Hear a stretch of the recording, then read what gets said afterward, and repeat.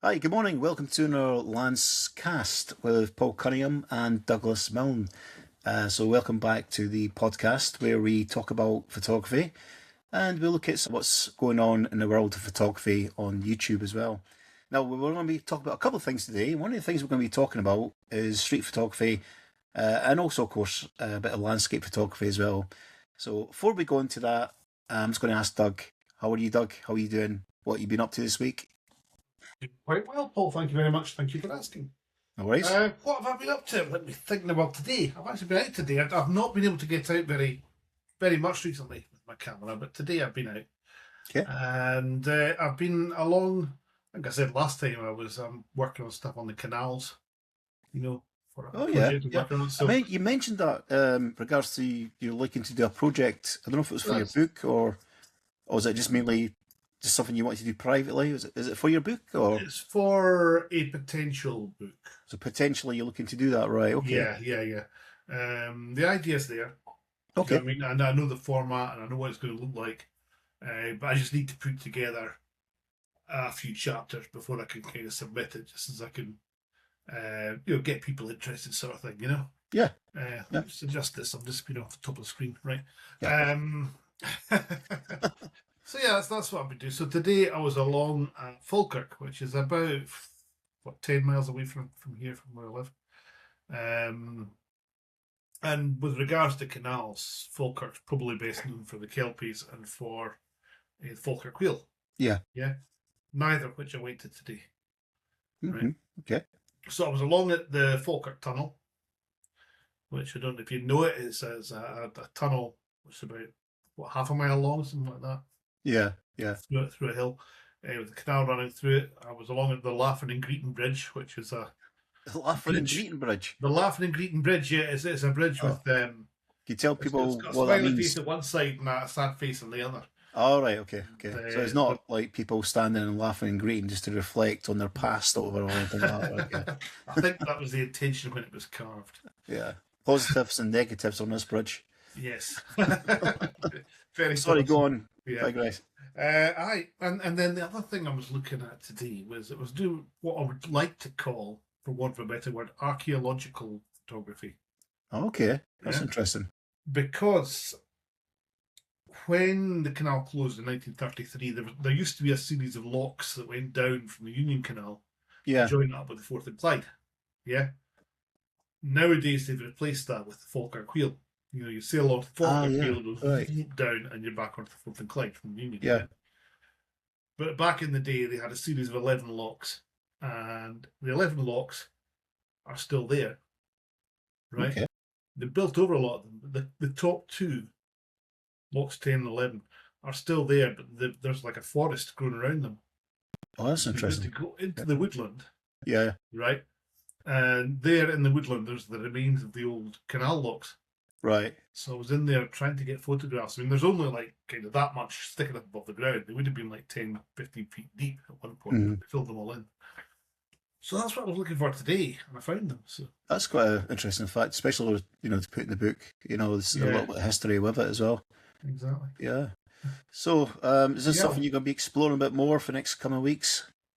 I'll see what time I've got, but yeah, that's what I'm looking for. Canal watch. Canal watch, yes. I'm going to have to go to the Laughing and Greeting Bridge. Guys, greeting is Scots for crying. Greeting. Bring a long lens because it's quite long up. Yes. So. How you doing in that? You alright? How you doing? Is that young Rab again? That's young Rab again. Hi, Rab. Hi, Rab. How you doing? You're back again. What is it? What you want? Well, Doug, I got a new camera now, Got a new camera. Oh, aye. What kind of camera is that then? It's a DJI Nikon Canon, your dancer model. A DJI Nikon your dancer model? Are you sure about that? I don't think there's such a thing. No, I don't think there is, Rab. Rab, what are you playing it? Aye, rather. I used to have a Panasonic camera. It was Oh, no swearing. No swearing, Rab. So you used to, I think you said you used to have a Panasonic camera? Sonic. It's chronic. Right, okay, Rab. Right. Well, something I want to share with you guys. would you like to share? Something I want to share. Right, okay. When I was a child, my dad used to hit me with a camera. I'm sorry to hear that. And? No, I keep getting flashbacks. Rab, you know, it's time to go, my man. You know, ask a proper question. Or we're going to mute you completely. You know, your DJI supersonic camera, whatever you've got. I don't know what you're talking about, but there's no such thing.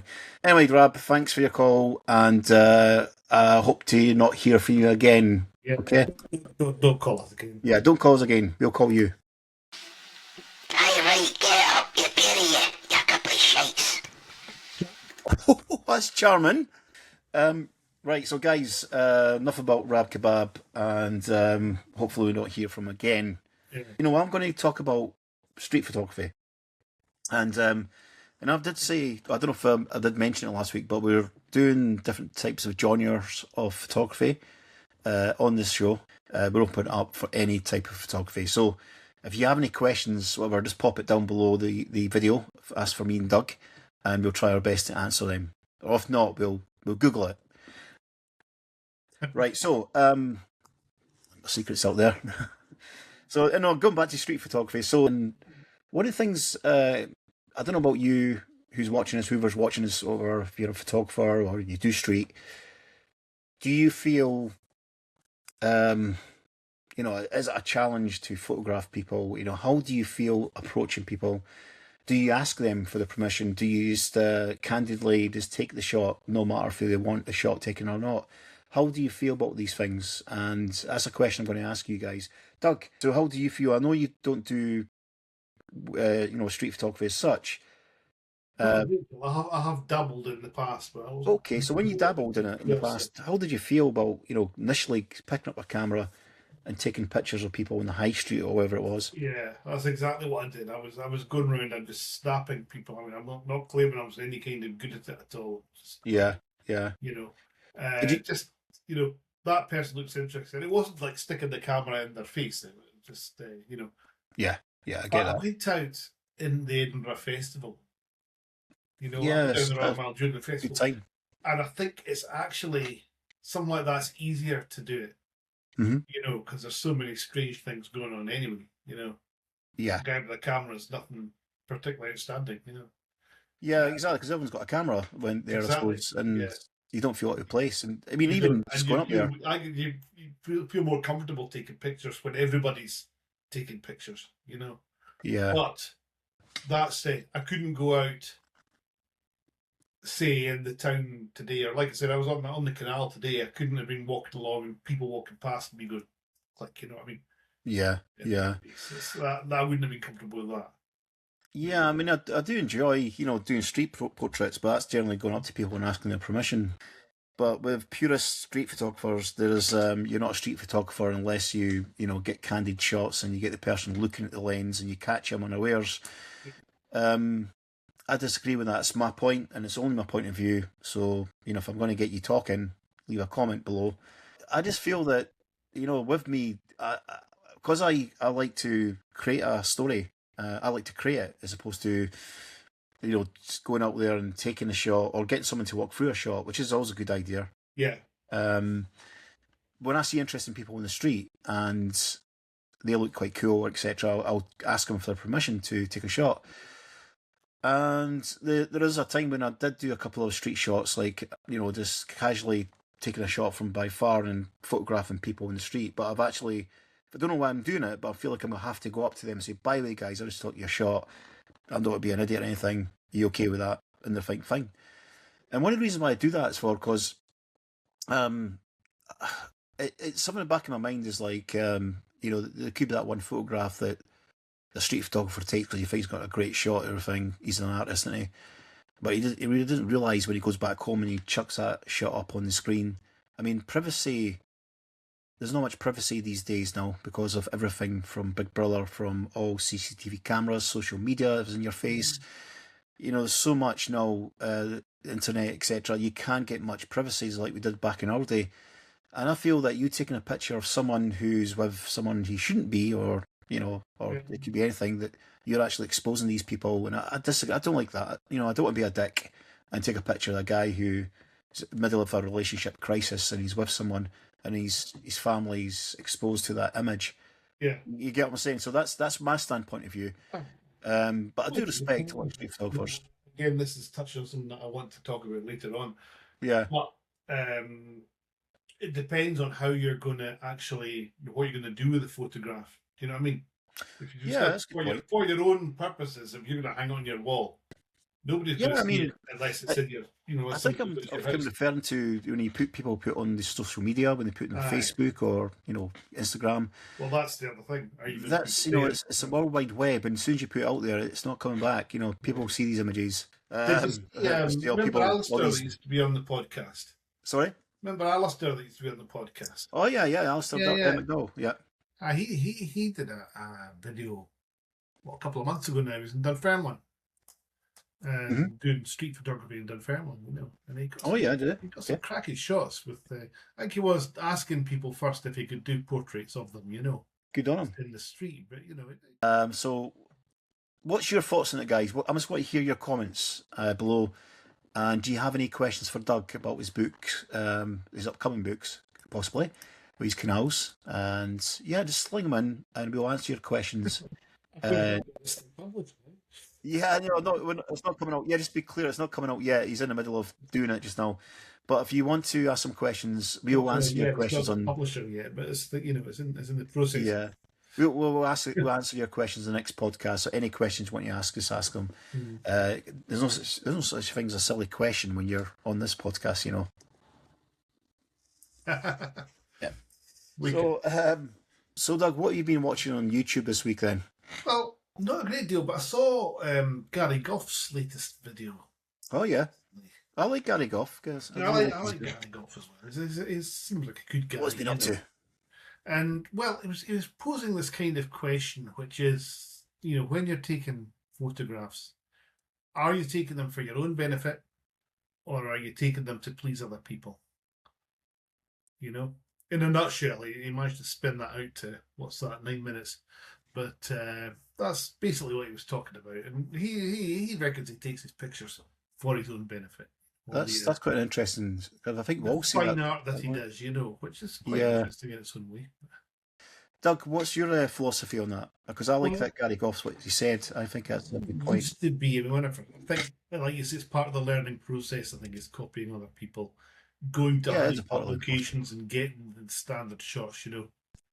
The waterfall at Glencore, whatever, The Bucco. I tend to be now, it's more for my own benefit. I mean, really, because of what I do with, trying to get things published and whatnot. It's not about, folk are going to look at that picture and go, that's fantastic. It's more about how it's going to work in context of everything else that it's supposed to go in with. Do you know what I mean? Yeah, I agree with you 100% with that. But the photographs themselves, sometimes you'll come along and you go, that's a fantastic picture. I can't wait to get that up onto Facebook. Yeah, I think we'll do it, even though I'm saying I do it myself. We'll do that, yes. And it gets 4 likes or something, Exactly. You're like, oh well, it's like a web loop. Yeah, I do agree with you. So that regards to that video of Gary Gough, when did they release that? 2 weeks ago, it says here. So right, depending on when we get this video out, it's probably 3 weeks ago. But yeah. At the time of recording, it's his latest one. Okay. Simply the best photography advice, he says. I created this video after reading stupid comments. What's the title of the video? Simply the best photography advice. Okay. Gary Gough. Okay. Think we should get a bit of footage up with that. Yes, I'll see if I can find something for you and I'll put it on the screen. Okay, thanks, Doug. I've got some interesting feedback left on the last few videos I created. Some would say negative. It's all to do with my minimalistic and my fine art photography, call it what you may. And some people say I'm concentrating too much on the genre. And you know what? They're absolutely right. But here's the thing. I don't pick up this camera for the algorithm, and I don't even pick up this camera for subscribers. I pick this camera up for me.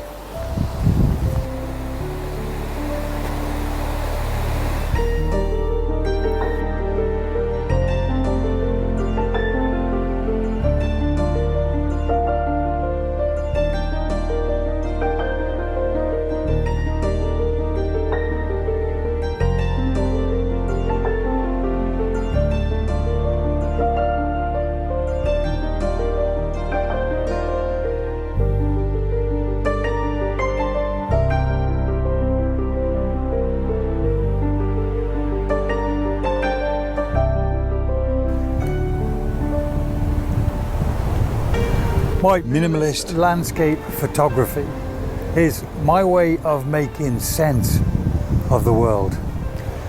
The compositions I create aren't just for aesthetics. They're not just for me to create aesthetically pleasing images. They're just how I find peace in a scene. As an artist, if you aren't creating from the heart, what are you actually doing? So that was Gary Gough there.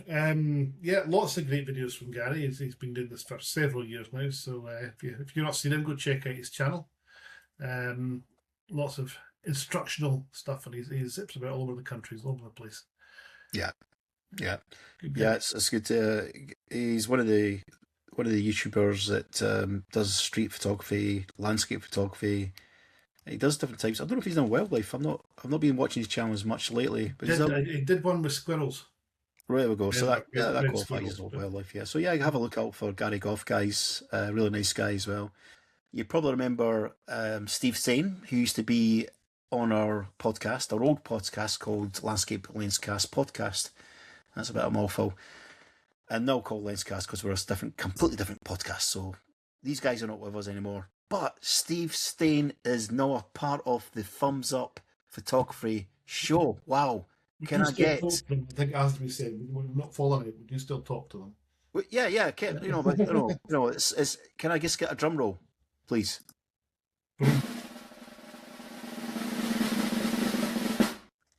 Thumbs Up Photography, 2nd of April, 6 p.m. coming out. And of course you'll see Steve Stain and the guys do some landscape photography around the UK, etc. But here's some footage to whet your appetite.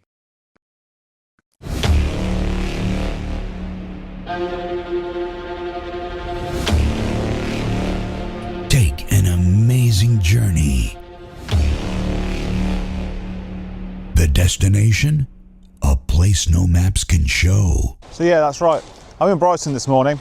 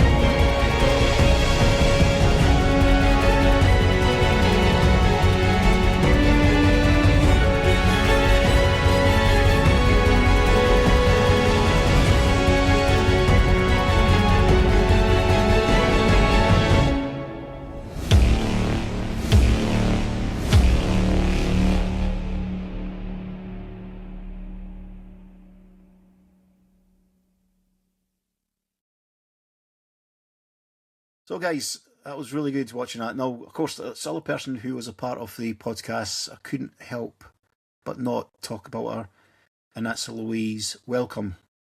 She was a part of us as well for the old podcast, and she does the... she's on it. She's on the... I think she's on it now on the show, but she also does the narration of the programme itself when it comes out. So really happy for her and happy for Steve. And the rest of the guys, again, so, like Martin and Gary and... a few other guys as well, so Colin and so forth. So look out for Thumbs Up Photography. As I say, it's on the 2nd of April, the first evening, at 6 p.m. So that's not far away indeed. Doug. I'll be giving that a watch, I expect. So Doug, anything to say before we close the doors and say goodbye? No, I think we've rambled on enough, frankly. Folk are probably bored. Sorry? I said we've rambled on enough, and I think folk are probably bored. Yeah. What was that? I don't know. It wasn't me. So anyway, I think folk are probably bored as well. I think it was a little bit better this week. I don't know. Jury's out. We might get one like. See what they say in the comments. That reminds me, I've got to pay Rab Kebab to give me a like. Right. So we'll go, guys. And guys, look, we will be back. No, we don't schedule this as like every week or anything like that. We just do it when we do it. It's just fun for us and hopefully fun for you guys as well. So all I can say is goodbye for me. And goodbye from me as well. Not doing the cheesy thing from last time. You're not going to do goodbye for him. No. He's just doing that because he's scared that the two Ronnies are going to come back to copyright infringement. Yeah. Right, okay, guys. See you later. Right. Cheers, guys. Bye-bye. Bye-bye.